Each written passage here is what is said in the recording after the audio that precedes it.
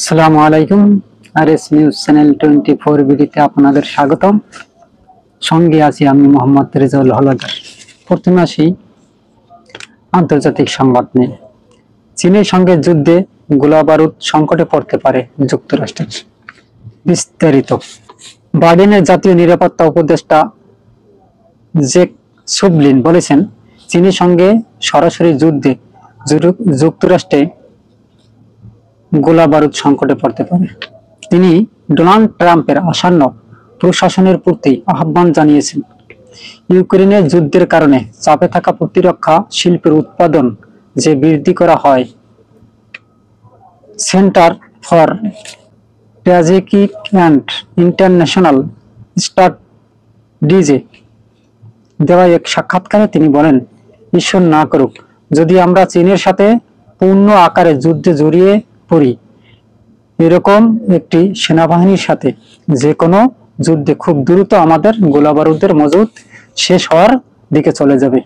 তাই তিনি প্রতিরক্ষা শিল্পে মনোযোগী হওয়া আহ্বান জানিয়ে বলেন, একটি সফল প্রতিরক্ষা শিল্প মানে শুধুমাত্র সংঘাতের আগে প্রস্তুতি নেওয়া নয়, বরং সংঘাতের সময়েও উৎপাদন চালিয়ে যাওয়া। সুভলিন কংগ্রেস এবং ট্রাম্প প্রশাসনকে বাইডেনের প্রস্তাবিত গোলাবারুদের একটি পুনঃপ্রবর্তন তহবিল তৈরি করার কাজ এগিয়ে নিয়ে যেতে আহ্বান জানান। তিনি আশা প্রকাশ করেন, যুদ্ধের কারণে শেষ হয়ে গেলেও ইউক্রেনের ক্ষেত্রে যেমনটি হয়েছে, $500 মিলিয়ন প্রস্তাবিত এই তহবিলটি পেন্টাগনকে জরুরি গোলাবারুদ সংগ্রহের সুযোগ করে দেবে।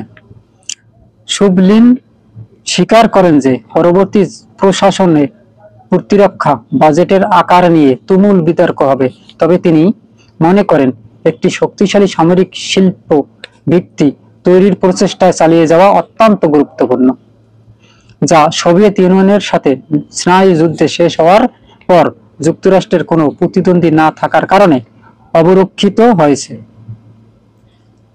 সুভলিন যুক্তরাষ্ট্রের প্রতিপক্ষগুলোর মধ্যে যথা চীন, রাশিয়া, উত্তর কোরিয়া এবং ইরান আন্তঃসহযোগিতা মোকাবিলায় প্রয়োজনীয়তার কথাও উল্লেখ করেন। খবর আরব নিউজ।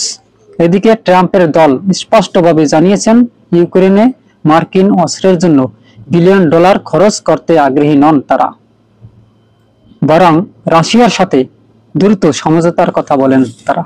অর্থাৎ রাশিয়ার যে গোলাবারুদ আছে তাদের সাথে পেরে ওঠাটা আমেরিকার পক্ষে বর্তমানে খুব কষ্টকর হয়ে যাচ্ছে, কেননা আমেরিকার যে গোলাবারুদ আছে তা মজবুত শেষ হয়ে যাচ্ছে। যদি সেই গোলাবারুদের সংগ্রহ কাজ এগিয়ে নেওয়া যায়, তাহলে হয়তোবা আমেরিকা একদিন মুখ থুপড়ে পড়বে পৃথিবীর মানচিত্র থেকে, কেননা বর্তমানে রাশিয়া অত্যন্ত শক্তিশালী পৃথিবীতে এবং অস্ত্রের দিক দিয়ে সবকিছুতে রাশিয়া এগিয়ে আছে। অর্থাৎ রাশিয়া এবং ইউক্রেন যুদ্ধে আমেরিকা বর্তমানে সহযোগিতা করার অস্বীকৃতি জানিয়েছেন। আমেরিকা বর্তমানে তাদের অস্ত্র ভান্ডার খালি হয়ে যাচ্ছে, কেননা তারা বিভিন্ন জায়গায় তাদের অস্ত্র গোলাবারুদ সহ সহযোগিতা করালে লাগে। যেমন ইউক্রেন এবং ইসরায়েলে, এই দুই দেশে তাদের গোলাবারুদ গুলো চুষে চুষে খেয়ে ফেলছে, কিন্তু রাশিয়া তাদের কারো কাছে হাত পাতা লাগে না। এবং ইসরায়েল বর্তমানে অনেক নির্যাতন ইহুদির নাসাররা তারা অন্যায়ভাবে অত্যাচার করে যাচ্ছে, বিশ্ব তা তাকিয়ে তাকিয়ে দিচ্ছে, কিন্তু আল্লাহর একটি বিচার আছে। আজ আমেরিকার গোলাবারুদ শেষ হয়ে গেছে, এটি হট নিউজ। আজ এ পর্যন্তই। আসসালামু আলাইকুম রহমতুল্লাহি ওয়া বারাকাতুহু।